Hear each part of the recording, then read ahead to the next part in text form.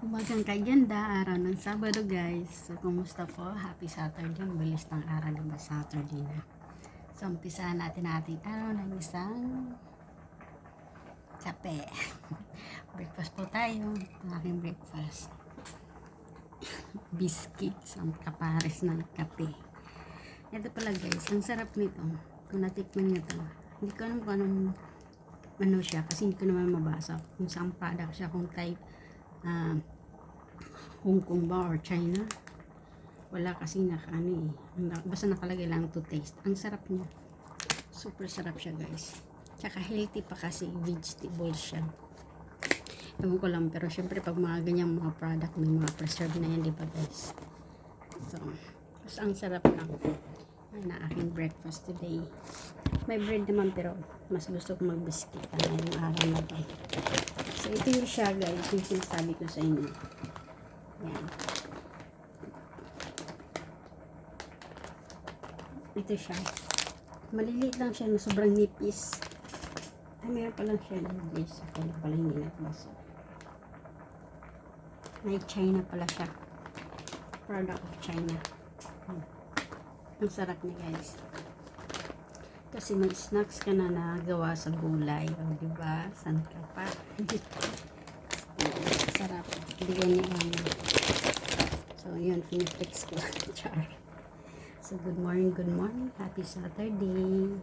Ang taglamig na taglamig na dito. Actually hindi naman siya totally malamig, pero pag di naman ako nagsuot ng ganito o ng habang manggas is giniginaw din ako. Kaya pero pag suot ko naman na ito, kasi itong parang gusto kong suotin kasi komportable, malaki kasi siya. Mas komportable akong suotin siya. Sarap. Kasi ito naman, nabibili dito sa sa lahat, I think kaysa naman sa supermarket. Biscuit lang to, yung limutan ko pangalan. Halo-halo na. Good morning. Happy Saturday to all.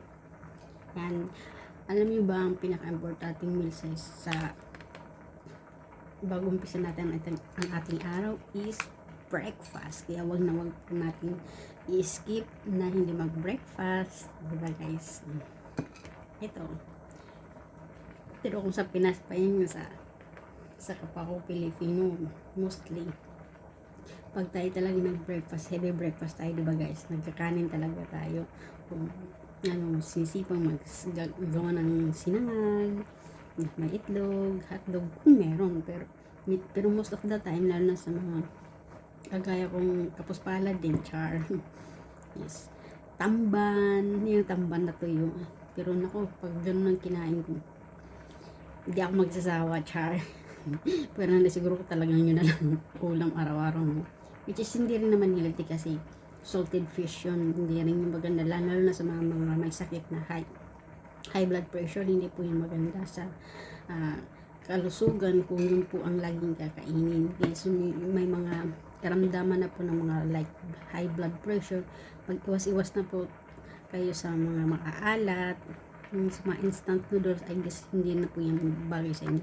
Kaya kung maaari lang, kung meron lang, mas mainam na magtula-tula na lang like isda ba, na tinola, ganun, or sinigang, char, sarap.